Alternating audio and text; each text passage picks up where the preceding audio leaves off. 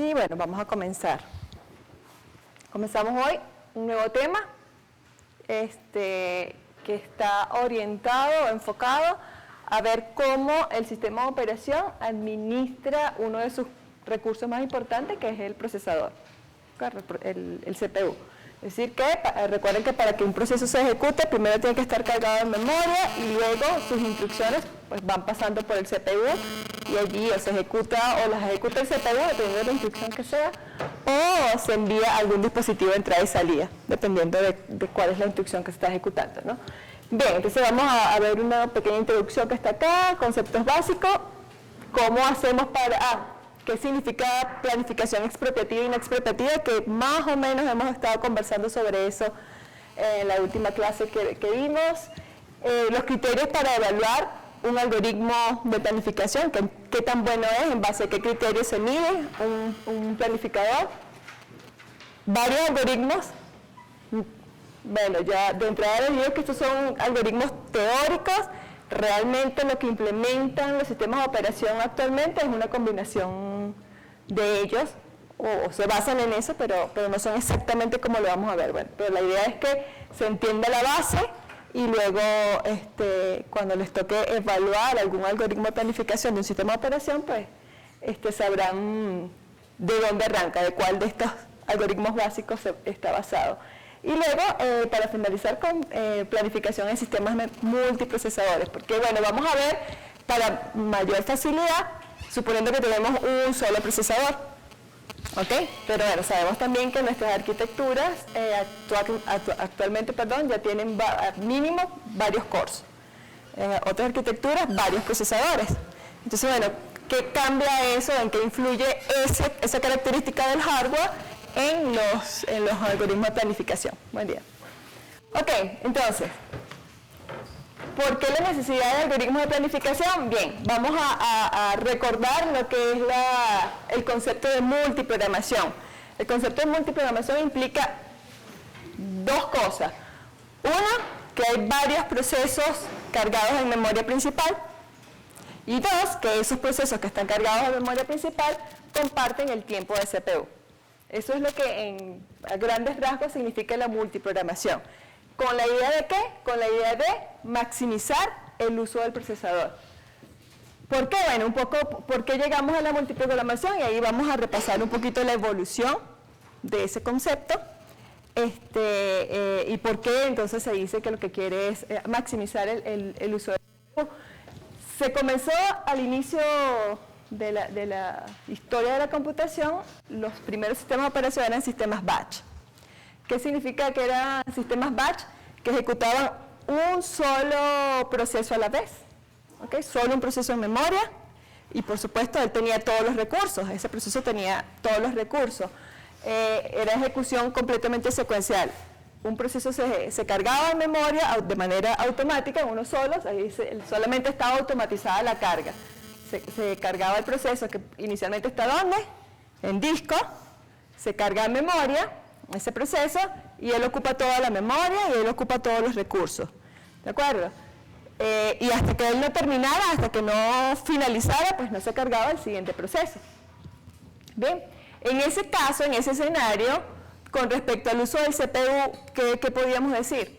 ¿O qué podemos decir? Que el CPU pasa mucho tiempo ocioso. ¿Por qué? De acceso a entrada y salida no se puede utilizar el CPU. Exactamente. Mientras ese proceso ejecutaba operaciones de entrada y salida, obviamente, recuerden que las operaciones de entrada y salida se hacen en los procesadores especializados y el CPU entonces en ese caso estaba ocioso. Bien. Y solamente podemos decir que se desperdiciaba CPU. ¿No? ¿Qué podemos decir además?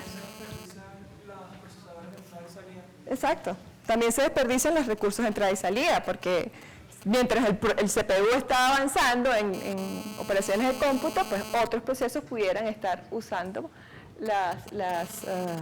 los procesadores de entrada y salida. Entonces, bueno, no solamente se veía pues el desperdicio en CPU, sino en realidad en todos los recursos. Entonces, bueno, para mejorar un poquito eso, aparece el concepto de batch multiprogramado. ¿A qué se refiere eso? Bueno, son sistemas de operación que efectivamente dejan o cargan varios procesos en memoria para que compartan esos recursos. Pero, como era batch, dejaban que el procesador, el proceso tome, que era despachado al CPU, tomaba, digamos, el uso de ese CPU hasta que voluntariamente lo abandona. ¿Y cómo es voluntariamente? Cuando termina o ante operaciones de entrada y salida. ¿Ok? Quiere decir que si era un proceso de high computing, es decir, de mucho cómputo, ese proceso pues se iba a acaparar el procesador, el tiempo de procesamiento. ¿De acuerdo? Pero aún así había un poquito más de mejor uso de los recursos, ¿de acuerdo? Mientras este proceso estaba ejecutándose, cuando ya le tocara hacer operación de entrada y salida, iba a hacer su operación de entrada y salida y pues podíamos despachar a otro proceso para que hiciera el CPU y así. En este caso, ¿cómo era el despacho? La forma más sencilla del sistema de operación hacer eso, de manera FIFO, ¿ok? O sea, el primer proceso que estaba en la cola, lo ponía el CPU, si ese iba a una operación de entrada y salida, y luego se encolaba al final, y simplemente, es decir, que no había mucho, el sistema de operación no se tenía que preocupar muchísimo de implementar un algoritmo de planificación muy sofisticado, ¿de acuerdo? Porque no importaba qué tan sofisticado era, siempre iba a depender de que los procesos abandonaran de manera voluntaria el CPU. Y eso podía ser un proceso de mucho cómputo, que es el que lo acapara, o un proceso que hacía muchas operaciones de entrada y salida, pues entonces donaba su tiempo de CPU, donaba espacio a CPU. ¿De acuerdo? Pero entonces, bueno, aún así se mejora el uso de los recursos, está claro. Pero todavía hay un problema. ¿Cuál es el problema? Se los acabo de decir. El posible acaparamiento de procesos de mucho cómputo. ¿De acuerdo? Entonces, en un sistema batch, podemos decir que podemos poner a ejecutar aplicaciones interactivas. No. ¿Estamos clarísimos por qué no? ¿Qué es una aplicación interactiva?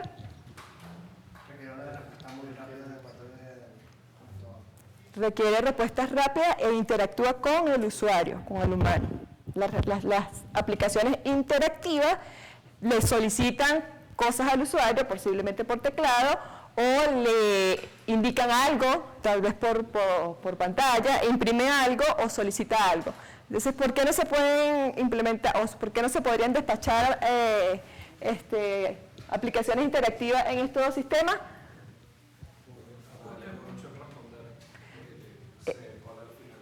¿Quién me está respondiendo, Marco? Ah, Marco. Ajá, muy bien. Tardaría mucho en responder porque tiene que, o sea, quedaría el proceso al final de la cola, entonces tiene que ejecutar todos los demás. Exactamente. El sistema de operación no podría asegurar que el usuario iba a tener la sensación de que tenía siempre CPU, y entonces a lo mejor tenía una pregunta ahorita y el feedback estaba mucho después, así que los tiempos de respuesta efectivamente no podían asegurar lo que fuera algo aceptable para el usuario, para el humano. ¿De acuerdo? Entonces, en este caso, y por eso se llaman batch. Una aplicación batch es el que no interactúa, no hace interacción con el usuario. Una aplicación batch, si necesita datos, ¿de dónde los toma? ¿Sonrío?